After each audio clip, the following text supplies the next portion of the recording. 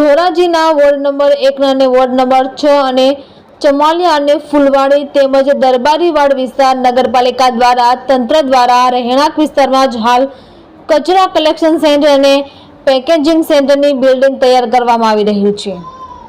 ત્યારે આ વિસ્તારમાં 6000 થી વધારે લોકોને દરેક ધર્મના લોકો અને ધાર્મિક સ્થળો આવેલા છે અને આ જ વિસ્તારમાં નગરપાલિકા દ્વારા પેકેજિંગ સેન્ટર અને કચરા કલેક્શન સેન્ટર બનાવવાનું બિલ્ડિંગ બનાવવામાં આવી રહ્યું છે, જેને લઈને સ્થાનિક લોકોએ થોડાક સમય અગાઉ બિલ્ડિંગ બનાવાતું તેનો વિરોધ પ્રદર્શન કરેલ, પણ નિર્ભર તંત્ર કોઈ યોગ્ય કામગીરી કરી નથી અને કચરા કલેક્શન અને પેકેજિંગ સેન્ટરનું બિલ્ડિંગ બનાવવાનું કામ હાલ પણ ચાલુ રખાયું છે, જેને લઈને કાલે પણ વિરોધ સ્થાનિક લોકોએ કરેલ અને હજુ પણ વિરોધ ચાલુ રાખ્યો છે, જેને લઈને આજ રોજ વોર્ડ 1 અને વોર્ડ 6 અને ચામલિયા અને ફૂલવાડી તેમજ દરબારીવાડ વિસ્તારના રહીશોએ એકત્રિત થઈને ધોરાજી પ્રાંત કચેરીએ આવેદનપત્ર પાઠવેલ અને નગરપાલિકા તંત્રને કચરા કલેક્શન અને પેકેજિંગ સેન્ટરનું બિલ્ડિંગ બનાવવામાં આવેલ છે તેની જગ્યાએ આંગણવાડી અને હોસ્પિટલ તથા અન્ય લોકોને નડતર ન થાય તેવું બિલ્ડિંગ બનાવાય તેવી માંગ સાથે વિરોધ પ્રદર્શન પણ કરેલ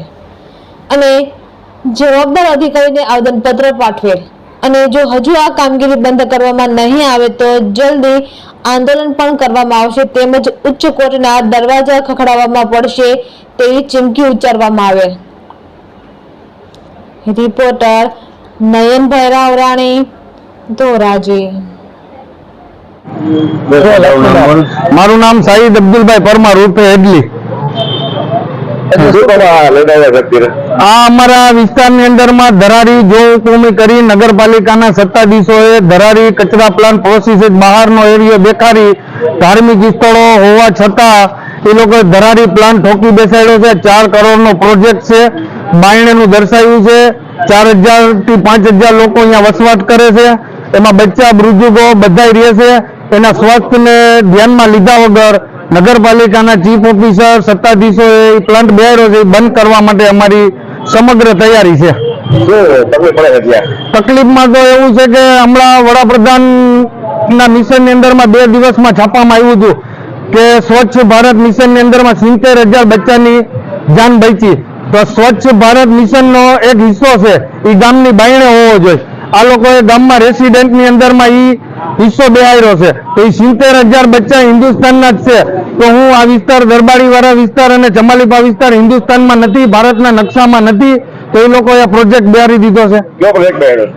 એ ધોલાઈ કચરા પ્લાન્ટનો આખા ગામનો ડોર ટુ ડોર ધોલાઈ કચરા પ્લાન્ટ આવે ડમ્પિંગ, એ અહીંયા ધોવાય ને એની પેકિંગ થાય અને કચરો બીજે ભોળાના પાટીએ જાય। અમારી માંગણી બંધ જ થઈ જવું જોઈએ એ પ્રોજેક્ટ। સલીમભાઈ શેખ, ધોરાજી શહેર આગેવાન।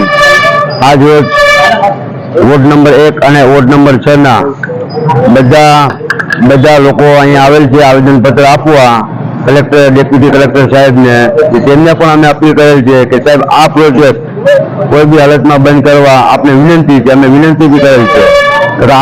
આ પ્રોજેક્ટ ગંદકીનો એક ઉદાહરણ છે, ત્યાં ગંદકી થાય છે, ત્યાં આનું કેમિકલ નાખી એને ધોલાઈ કરશે એવું આખું અમને સમજાવવામાં આવે છે। ડેપ્યુટી કલેક્ટરની અંદરમાં એટલે અમે આવ્યા છીએ આજે, અગર આ કામ બંધ નહીં થાય તો અમે ગાંધીજીના માર્ગે હાઈકોર્ટ, સુપ્રીમ કોર્ટે જવા તૈયારી રાખેલ છે।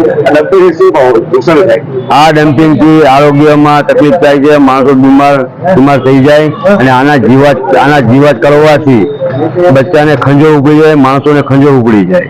કારણ હું પોતે આ જાતે ડમ્પિંગ જોઈ આવ્યો છું રાજકોટ ગોંડલ રોડ માટે, ત્યાંની પરિસ્થિતિ એવી ખરાબ છે કે પબ્લિક રોડ ઉપર આવી ગઈ છે। અમારી માંગણી એ છે કે અહીંયા આંગણવાડી યા કોમ્યુનિટી હોલ બનાવે, એ અમારી માંગણી છે।